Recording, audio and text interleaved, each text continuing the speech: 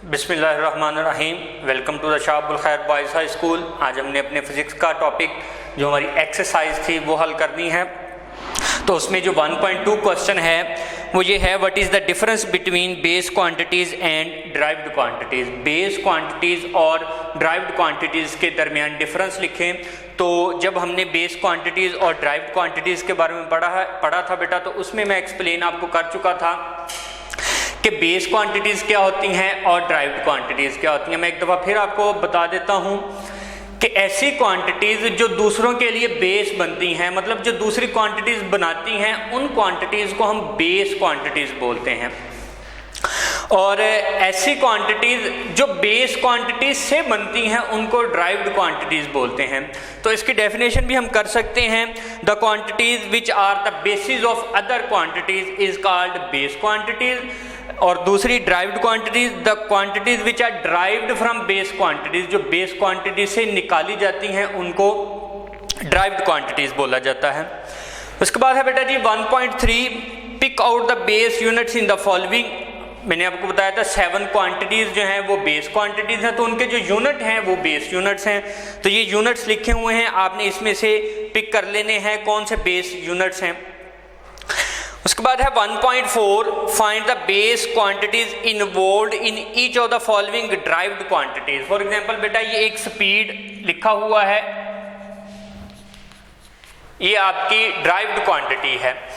अब उसने ये पूछा है कि इसमें कौन सी जो बेस क्वांटिटीज इन्वॉल्व है जिसकी वजह से ये स्पीड बनी, मतलब ड्राइव्ड क्वांटिटी बनी। तो बेटा जो स्पीड होती है इसका फार्मूला होता है distance over time. Distance over time. बेटा जी ये जो डिस्टेंस है ये भी एक बेस क्वांटिटी है, क्योंकि बेटा जो डिस्टेंस होता है वो बेसिकली लेंथ होती है। हम किसी भी चीज़ को अगर डिस्टेंस मेजर करते हैं तो उसकी लेंथ मेजर करते हैं। तो समझ लें ये एक लेंथ है जो कि बेस क्वांटिटी है और टाइम एक बेस क्वांटिटी है।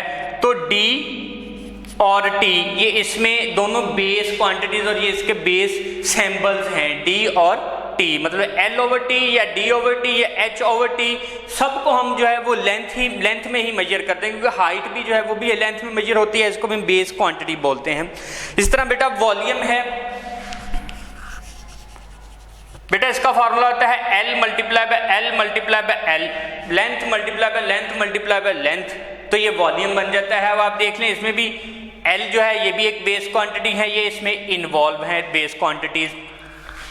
उसके बाद बेटा जी फोर्स है।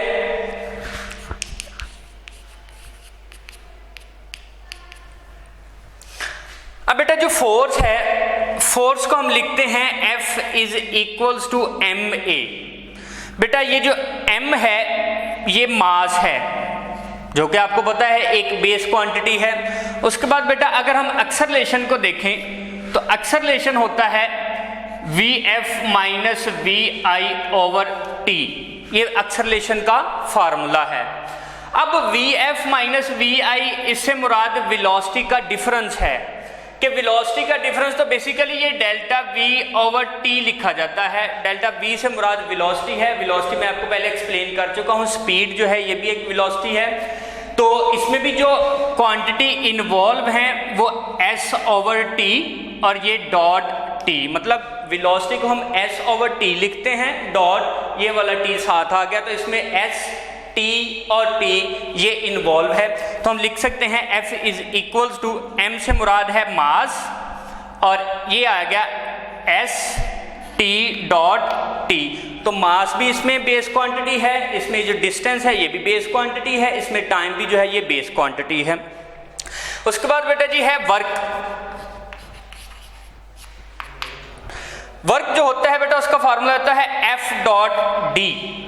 F से मुराद बेटा फोर्स, वो मैं आपको एक्सप्लेन कर चुका हूँ कि फोर्स के में अंदर कौन कौन सी बेस क्वांटिटीज हैं, मास है, डिस्टेंस है, टाइम है, और D जो है ना ये खुद एक डिस्टेंस है, तो ये भी एक लेंथ है।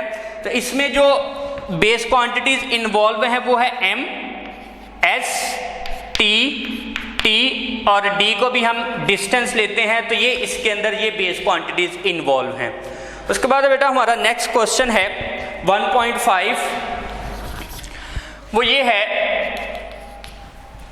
कि estimate your age in second, अपनी एज को सेकेंड में मेजर करें। इसका मैं आपको तरीका बता देता हूं बेटा, ये आपने खुद निकाल लेना है। ये तरीका इसका ये होता है कि आपने अपनी एज देखनी है। फॉर एग्जांपल 14 ईयर्स आपकी एज है, 14 ईयर्स।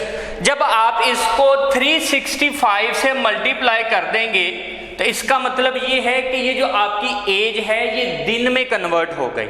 जब आप 365 से मेजर करेंगे तो इसका मतलब 14 साल को 365 से मेजर करेंगे, ये आपकी एज दिनों में आ जाएगी। लेकिन क्वेश्चन ये है कि अपनी एज को सेकंड में मेजर करना है आपने। तो बेटा जब आप इसको 24 से मल्टीप्लाई करेंगे, इसका मतलब क्या है कि अब आपकी एज जो है ये घंटों में कन्वर्ट हो, क्योंकि एक दिन के अंदर टोटल 24 घंटे होते हैं। फिर एक घंटे में बेटा 60 मिनट, फिर बेटा 60 मिनट में, एक मिनट में 60 सेकंड। तो ये जो क्वांटिटी है इसको आप मल्टीप्लाई कर देंगे तो ये जो आपकी एज है, मतलब 14 साल की जो एज है वो सेकंड में कन्वर्ट हो जाएगी। इसी तरह आपने अपनी एज, अगर फॉर एग्जांपल आपकी एज 13 है, 12 है, 15 है, 16 है, तो आपने सिंपल इसकी जगह पे चेंजिंग करनी है, बाकी क्वांटिटीज वैसे ही आ जानी है। तो ये आपकी एज जो है ये सेकंड में मेजर हो जाएगी। उसके बाद बेटा जी हमारे पास 1.6 क्वेश्चन है, what role SI units have played in the development of science. के सिस्टम इंटरनेशनल यूनिट्स जो हैं वो साइंस की डेवलपमेंट में किस तरह जो इनका रोल प्ले होता है। तो ये मैं आपको एक्सप्लेन कर देता हूँ बेटा। आप फॉर एग्जांपल कोई एक्सपेरिमेंट कर रहे हैं, एक्सपेरिमेंट आप अगर पाकिस्तान में कर रहे हैं और एक्सपेरिमेंट करने के बाद आपने उसको डिफेंड जो है वो किसी और कंट्री में भी जाके करना है, फॉर एग्जांपल अमेरिका में करना है, आपने अफ्रीका में करना है, जहाँ पे भी जाके आपने इसको डिफेंड करना है। तो इधर आपने जो लेंथ मेजर की है वो मीटर्स में की है। तो जब आप उनको एक्सप्लेन करेंगे जाके तो लेंथ जो है वो आपने बतानी है कि मैं इतने मीटर ले, उनको ऑटोमेटिकली समझ आ जानी है कि लेंथ को मीटर में मेजर किया जाता है, ये मीटर बोल रहे हैं तो इसका मतलब ये लेंथ है। तो SI यूनिट जो है ये डेवलपमेंट मतलब आसानी पैदा करती है कि हम जो भी एक्सपेरिमेंट जितनी भी जिस कंट्री में भी करें और उसकी डिफेंड जिस दूसरे कंट्री में भी जाके करें तो वो हमारे लिए आसानी पैदा करता है। तो ये डेवलपमेंट ऑफ साइंस है कि SI यूनिट्स क्या प्ले करते हैं। उसके बाद बेटा हमारे पास है 1.7 what is meant by vernier constant. Vernier constant क्या होते हैं? तो बेटा जी the least count of vernier calliper, मतलब एक वर्नियर कैलिपर है वो कम से कम जितनी वैल्यू मेजर कर सकता है वो उसका लीस्ट काउंट है। तो बेटा लीस्ट काउंट हम कहेंगे the least count of vernier calliper is called vernier constant. मतलब अगर इसकी आप डेफिनेशन लिखें 1.7 की, the least count of vernier calliper is called vernier constant. ये मैंने आपको सिंपली बता दिया कि वर्नियर कैलिपर के लीस्ट काउंट को वर्नियर कांस्टेंट ही बोलते हैं। आप इसकी डेफिनेशन भी कर सकते हैं। आपने जब ये वर्नियर कैलिपर पढ़ा था तो उसमें आपने इसकी लीस्ट काउंट की डेफिनेशन भी पढ़ी थी। The minimum value measured by any instrument. अगर हम वर्नियर कैलिपर की बात करें तो हम कहेंगे the minimum value measured by vernier calliper is called least count and the least count of the vernier calliper is called vernier constant. Understand? उसके बाद बेटा जी हमारे पास 6 क्वेश्चन रिमेनिंग रह गए हैं। ये आज हमने 6 क्वेश्चन कर लिए हैं, तो बाकी जो रिमेनिंग क्वेश्चन है वो इंशाल्लाह हम नेक्स्ट कर लेंगे। तो आपको अगर इसमें से किसी चीज़ की ना समझ आए तो आप कमेंट में पूछ सकते हैं। शुक्रिया।